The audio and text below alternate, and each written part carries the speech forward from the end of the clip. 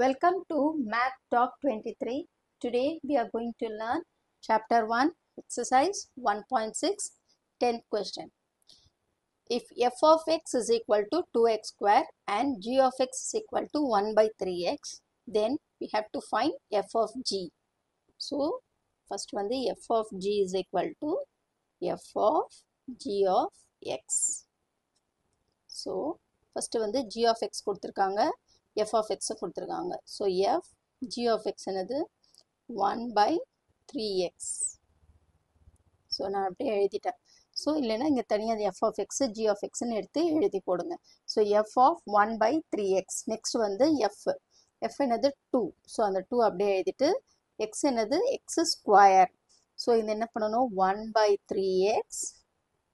x வந்து நம்ம என்ன பண்ணணும் square is equal to 2 into 1 by 3 3s are 9x square.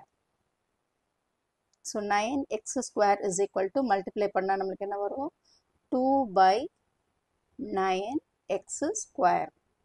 So answer என்னது 2 by 9x square, option C, 2 by 9x square. 11th question. If function a to b is a bijective functions.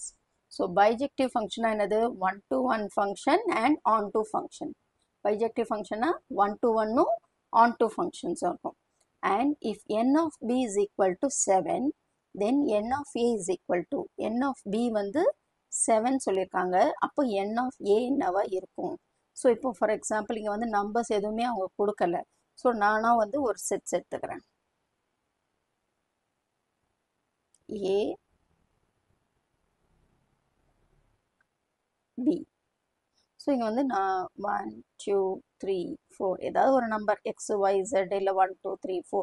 So இதுக்கு வந்து mapping பண்ணுறேன் 1, 2, 3. ஏன்னா இது வந்து 1 to bijective function சொல்லியிருக்காங்க. So இப்போ n of A is equal to n of B. இப்போ புரியுதா இதில் n of A is equal to என்னது n of B. அப்போ n of A இங்கே எவ்வளோ இருக்குது n of B எவ்வளோ இருக்குது இங்கே 7.